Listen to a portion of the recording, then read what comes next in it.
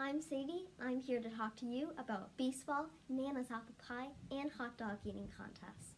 Yep, you guessed it, I'm talking about good old USA. I know that Thomas Jefferson, George Washington, and the rest of the gang were smart guys, but they didn't come up with the idea of representative democracy all on their own.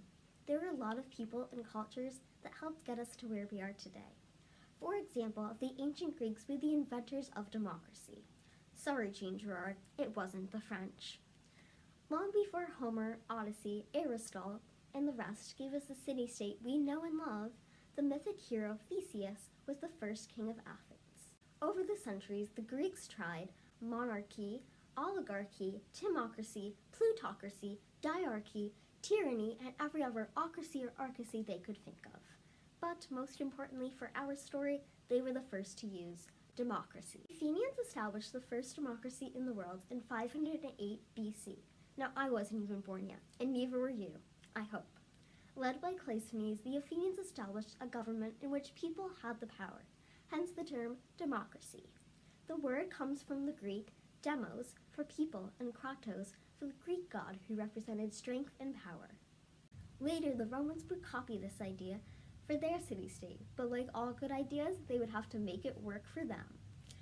Because the size of the Roman Empire dwarfed the much smaller city-state of Athens, Rome used a representative democracy instead of a true democracy. Our United States federal government is a representative democracy. In fact, almost all of our national, state, and local governments are this type of democracy. So, what is a representative democracy?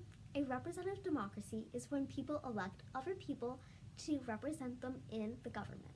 Another contribution of Rome's to our modern government was the idea of a Senate. The Senate comes from the Latin word senex, which means old man, which makes sense because this guy is pretty old. It was a representative body or group of leading citizens of the Roman Empire. The Roman Senate helped rule Rome during the period when Rome was a monarchy, a republic, and even for most of the Roman Empire. It wasn't until near the end of the Roman Empire when the Roman Senate declined its importance. We skip ahead a few centuries and we meet King John and Runnymede, near the River Thames, 20 miles west of London. King John wasn't very liked by the nobles. In fact, they weren't willing to pay their taxes that they found excessive, and the threat of war loomed until King John and the barons signed the Magna Carta, or the Great Charter, in 1215. This document limited the king's rights to tax, illegally imprisoned the barons, protected church rights, and any other concerns the barons had with the crown. This brings us to the idea of rule of law, which means that nobody, not even the king, is above the law.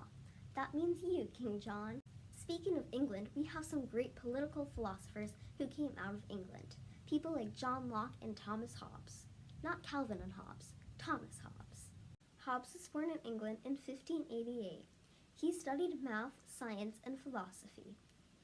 His most famous book, Leviathan, was written during the English Civil War. It said that people could not live in harmony and that they would need a strong leader to control them or there would be chaos. In exchange, the leader would give them protection. This was known as the social contract. This social contract is important to our American government because it was later modified by another English philosopher named John Locke. John Locke agreed with Hobbes that a government and its people had a social contract, but where he disagreed with him was the idea of a monarch or a tyranny was unnecessary. He believed that the government was there to protect its citizens and that it had to safeguard its natural rights. Those natural rights are life, liberty, and property. Sound familiar? A little-known guy named Thomas Jefferson might be guilty of plagiarism. Just kidding, Thomas Jefferson was inspired by Locke's writings a century later when he wrote the preamble to the Declaration of Independence. But that's a story for another day. In addition to the idea of natural rights, John Locke also gives us the idea of consent of the governed. If a monarch or another leader fails to protect these rights, it is not only the right but the obligation or duty of the citizen to overthrow that leader. That's a pretty bold statement. As you can see, the founding fathers had a lot of shoulders to stand on when putting together the Declaration of Independence. From ancient Greece to an English Civil War, These were just some of the people that helped us create this country. Their experiments and philosophies of government helped us one day to write, "We, the people of the United States, in order to form a more perfect union, establish justice, ensure domestic tranquility, provide for the common defense, promote the general warfare, and secure the blessings of liberty to ourselves and our prosperity, do ordain and establish the Constitution for the United States of America." Well, that's all for now. Next, we're going to be looking at some important documents that help get us to where we are today. Until then, bye.